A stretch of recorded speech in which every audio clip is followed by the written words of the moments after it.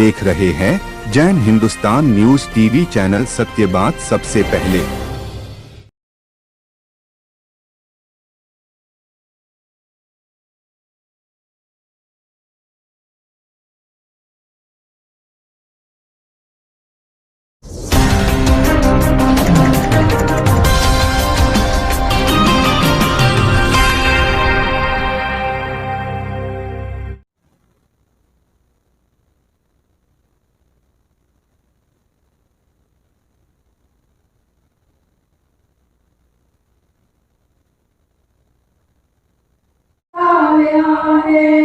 जन्म मरण के चक्कर में भव भ्रमण दोहराया है।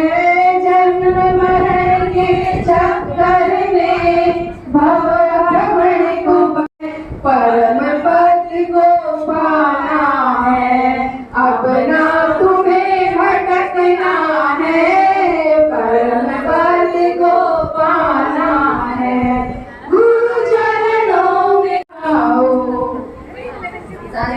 संयम का सहारा मिला, भव सागर से किनारा मिला।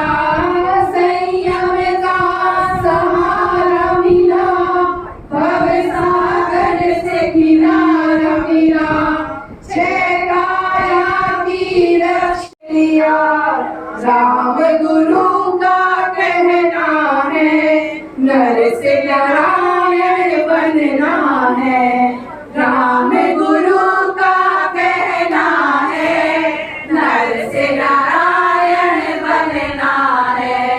गुरु चरणों में आ जाओ, जिनकी आज्ञा में रम जाओ।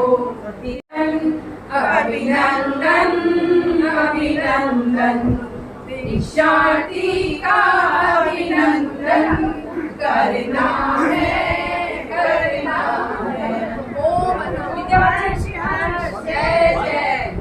नमस्कार, जय जिनेंद्र।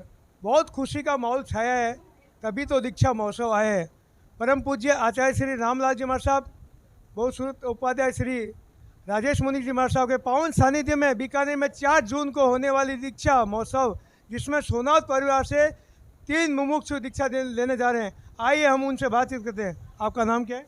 रेखा सोनावत। रेखा सोनावत। रेखा जी, आपके मन में ये दीक्षा की भावना जो कब जगी?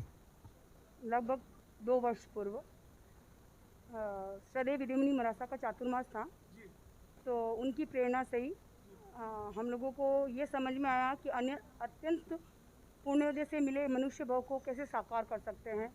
और उन्हीं की प्रेरणा से फिर हम लोगों ने आचार्य भगवान की सेवा में जाकर, बच्चों ने भी ज्ञान ध्यान कर कर, पैदल विहार कर कर अपनी दृढ़ता, अपनी सक्षमता को बताकर हम लोगों को ये साबित किया कि हाँ, हम इस मार्ग पर चल सकते हैं।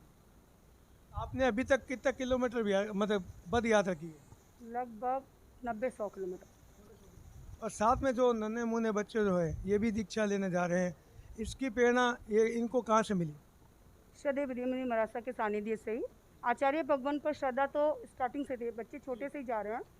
हाँ, जो भाव अंदर से जागने थे वो सदैव विद्यामणि मरासा की प्रेरणा से हुए। आप पूरे अपने जैन समाज को क्या संदेश देना चाहते हैं? पूरे जैन समाज को मैं ये बताना चाहती हूँ, ये बोलना चाहती हूँ कि हम अपने बच्चों को डॉक्टर बनाना चाहते हैं, इंजीनियर बनाना चाहते हैं, सीए बनाना चाहते हैं, कोई बात नहीं, और उसको एक ऑप्शन और दो कि आप मोक्ष को भी प्राप्त कर सकते हो। उसके लिए आचार्य भगवान जो भी है चारित्र आत्माओं के सानिध्य में एक बार उनको अपने अंदर से जागृत होने दो। होना नहीं होना वो सेकंड है, बट उसके लिए ट्राई करना वो सबसे इम्पोर्टेंट बात है। बस अपने बच्चों को सही दिशा में प्रेरणा, यही मेरा भाव रहेंगे। बच्चों के मन में कैसा भाव जगा? बच्चों के मन में, हाँ, ये बताना चाहते हैं। कुछ आपने वार्तालाप की होगी? हाँ, वो तो वार्तालाप तो चलती है। इस दिशा में जाने के लिए ये नहीं है आज सोचा कल निकल गए, बहुत टाइम तक सोचा, भगवान का सानिध्य भी मिला। उसके बाद बच्चों को एक ही चीज़ थी, जैसे इसकी 30 अप्रैल को दीक्षा ओपन हुई, उस वक्त मैंने इसको एक ही कहा, बेटा 1 महीना है, हम लोगों की फेब्रुअरी में पता चल गई लगभग, मैंने कहा बेटा 1 महीना है, अपन थोड़ा वेट करते हैं, भगवान को बोलते हैं 1 महीना और ऐसा एक्स्ट्रा। तो इसने बहुत अच्छी बात कही मुझे कि मामा अगर कोई यूपीएससी क्रैक करता है, उसको एक बार में सीट मिल जाती है, तो वो बोलेगा मुझे जल्दी मिल गई। वो बहुत माइनर है यूपीएससी, मेरे लिए बहुत ज़्यादा इम्पोर्टेंट है। तो ये बात आप बोलो ही मत जल्दी है, बस इसकी यही डरता देखकर मुझे भी विश्वास हुआ नहीं कर सकते हैं बच्चे। आपका नाम क्या है? मयंक जी सोनम। मयंक जी, एक छोटी सी उम्र में, अभी तो खेलने की उम्र है, कहीं चलने की उम्र है और आनंद में आगे बढ़ने की उम्र है, तो इसके बारे में बताइए आपकी भावना कैसे? मेरी भावना नीमच चातुर्मास था गुरुदेव का, तब उपाध्याय प्रवर ने शयम शतम का वो दिया था। तब उस प्रवचन में एक मेरे को लगा कि ये जो बैच है ये एक अलग सा सिलेक्टेड बैच है, इसमें कुछ स्पेशल होगा, तो इस बैच में मेरे को आना है। तो वो भावना लेके मैं बढ़ते गया। जैसे आपकी मम्मी की भावना देखी और छोटे भाई की भावना देखी, तो कॉम्बिनेशन कैसे मिला?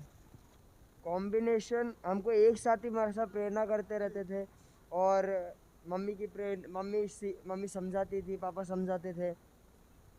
क्या आपको ऐसे जो माहौल दिख रहा है, पूरा सांसारिक माहौल दिख रहा है, इस सांसारिक माहौल में आपका मन नहीं लगता? मन लगता नहीं है, पर कभी कभी क्या होता है, जहाँ पे अपन रहते हैं हम वैसे हो जाते हैं।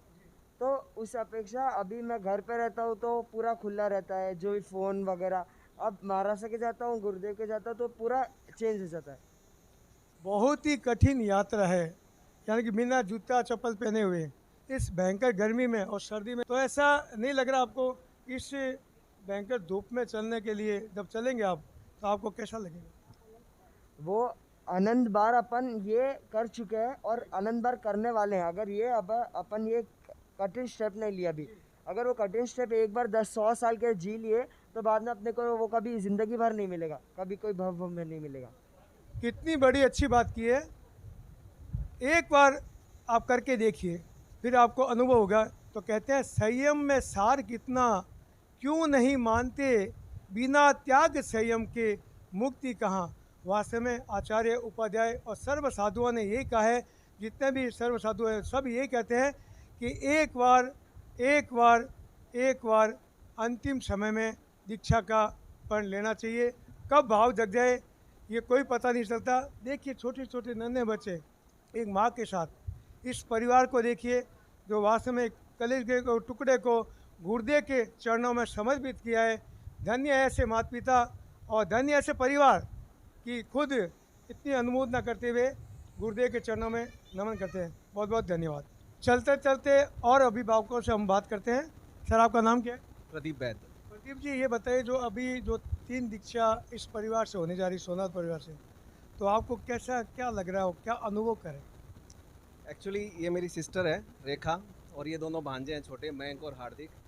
मैं मेरी जॉब लास्ट 20-25 साल से हैदराबाद में ही थी, और मैं इनके घर पे मेरी फैमिली यहाँ रहती थी, तो मैं इनके साथ काफ़ी टाइम बिता चुका हूँ। और लास्ट 3 साल से कि जैसे मैंने भी काफ़ी कि चीज़ों को अनुभव किया इसके साथ रह के। मैं जैन धर्म को काफ़ी कम मानता था, कि क्योंकि जॉब मेरी साउथ में थी और साउथ में जैन का काफ़ी थोड़ा कम है, मैं जहाँ रहता था। तो इसने ही मेरे को 5 साल पहले धर्म के बारे में बताया। तब मेरे को हंसी मजाक लगती थी कि ये धर्म क्या होता है, ये जैन धर्म, दिस दैट एंड ऑल, मुझे नहीं पता था। तो इसने मेरे को इस रास्ते पर चलने के लिए बहुत अच्छी संस्कार से, अच्छे तरीके से बताती थी। और आज अगर मेरे को उस समय नहीं पता था कि ये इसके भाव जो इतने ऊंचे हैं कि वो दीक्षा के लेवल तक पहुंच जाएंगे। मैं इसके घर में कि महीना, 2 महीना, 3-3 महीने रहता था जब फैमिली यहाँ रहती थी। और आज मैं ये सोच के, क्योंकि एक अंदर से जब परिवार को के हिसाब से सोचता हूँ तो बहुत दर्द होता है कि यार मेरी बहन और 2 भांजे, हमारा बहुत छोटा परिवार है, पापा के हम 2 भाई और एक बहन है, और इतना छोटा सा परिवार है। अब ये परिवार भी और छोटा हो रहा है, तो मन में दुख तो बहुत हो रहा है। लेकिन एक इन लोगों को देख के कि ये ऐसा नहीं होता है कि ये परिवार छोड़ के और भव्य परिवार बताने की कोशिश कर रहा हूँ, जब अंदर से ऐसा लगता है कि क्योंकि आत्मीयता है, आत्मीयता हर आदमी को होती है। मैं संसार में हूँ तो मुझे भी आत्मीयता है इनके लिए, तो बहुत दर्द होता है। लेकिन जब इनके हिसाब से देखता हूँ, अभी मैं अपनी बहन से बात कर रहा था, मेरी मासी की लड़की से, कि कुएं के इस साइड हम हैं, कुएं के इस साइड वो हैं, हम वहाँ नहीं जा सकते और ये यहाँ नहीं आ सकते। हमको जितना प्यार इस कुएं के इस साइड में है, उनको उतना ही प्यार कुएं के उस साइड में उस धर्म से है, उस गुरुदेव से है, उस उपाध्याय परवर से है, जो कि नहीं सोच सकते अपने। तो इनका जो अपना है वो बहुत बढ़िया है, हमारा अपना बहुत बढ़िया है। हम यही कामना करते हैं कि इनके भाव आगे संयम पथ पर और आगे बढ़े और संघ की महिमा को और तारे और हम सबको आशीर्वाद दे, यही मेरी इनसे मनोकामना है। बहुत आपने कहा इनके भाव संयम पथ पर खूब आगे बढ़े, यही कामना करते हैं। बहुत बहुत धन्यवाद।